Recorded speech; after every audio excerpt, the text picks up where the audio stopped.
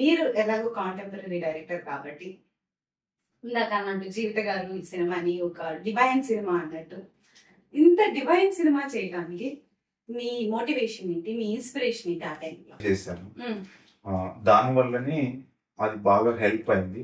ఆ సినిమాని అలాగే చెప్పాలి, అందుకోసమే ఇప్పుడు అందరూ దాని గురించి మనం మాట్లాడతారు అని అంటే ఆ హానెస్టీ ఉంటుంది, వితౌట్ ఫిల్టర్స్ అన్నట్టుగా ఉంటుంది.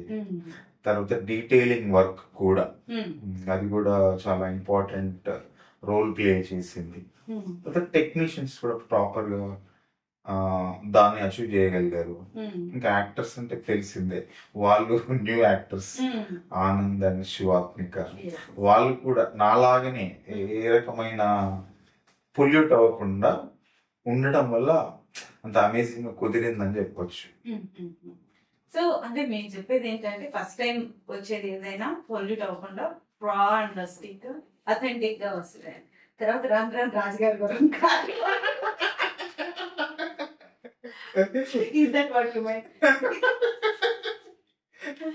ఏమో కానీ అంటే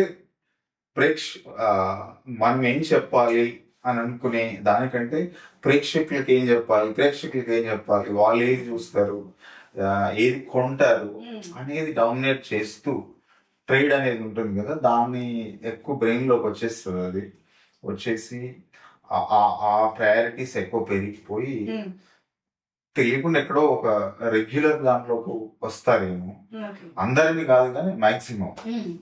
అది రాకుండా వాళ్ళ తనదైన శైలిని అలాగే స్టిక్ అని ఉండడం గొప్ప విషయం. అలా వస్తే చాలా బాగుంటుంది ఏ ఫిల్మ్ మేకర్ కైనా.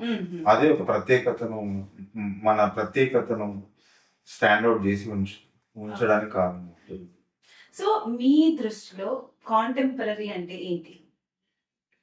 ఫిలిమ్స్ మాట్లాడేది అది రాతల్లో కానీ చూపించడంలో కానీ, అంటే దానికి ఎగ్జాక్ట్ గా చెప్పడానికి ఏమి ఉండదేమో.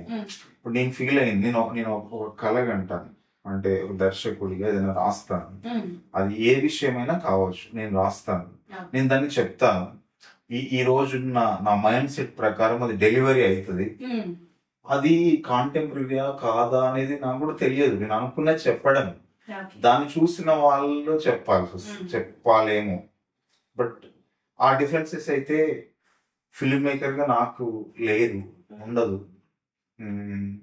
ఆ బాక్స్ లో ఉండలేను. నేను చెప్పాలనుకున్నది చెప్పడమే జరుగుతుంది. సో అంటే honesty and authenticity are the new age definitions of contemporary అని చెప్పచ్చు. ఏమో అది అది అది నేను ఎగ్జాక్ట్ గా చెప్పలేను. అంటే నేను ఫీల్ అయింది, నేను దర్శకుడుగా నేను ఏదైతే చూసానో ఇన్సైడ్, దాన్ని ఎగ్జాక్ట్ గా స్క్రీన్ మీదకి అడాప్ట్ చేస్తాను. అది ప్రాపర్ గా వస్తే ఇంకా నేను నా బెస్ట్ అనమాట. అది మీరు యాక్సెప్ట్ చేయొచ్చు, చేయకపోవచ్చు. సో అంటే ఇప్పుడు కాంటెంపరీ మాట్లాడుకుంటాం కాబట్టి, ఇప్పుడు మీరే అన్నారు కదా, వాళ్ళలో కొత్త వాళ్ళు కూడా పొల్యూట్ అవ్వకుండా వచ్చినప్పుడే అథెంటిక్ గా ఉంటది అని. సో ఇప్పుడు అలాంటి వాళ్ళని చూస్ చేసుకోవడంలో, ఇప్పుడు కేవీఆర్ మహేంద్ర గారు సినిమా చేస్తున్నారు, దానికి యాక్టర్స్ ని వెతుకుతున్నారు.